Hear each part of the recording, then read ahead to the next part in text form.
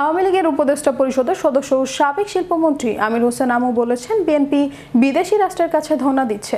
যেসব রাষ্ট্রের কাছে তারা ধর্ণা দিচ্ছে তাদের দেশের সংবিধান অনুযায়ী নির্বাচন হয়, সুতরাং বিদেশি রাষ্ট্রগুলো কখনো অসাংবিধানিক কথা বলতে পারে না। বৃহস্পতিবার বিকেলে ঝালকাঠির নলছিটি উপজেলার কুশঙ্গল ইউনিয়নে সুধী সমাবেশে প্রধান অতিথির বক্তব্যে তিনি এসব কথা বলেন।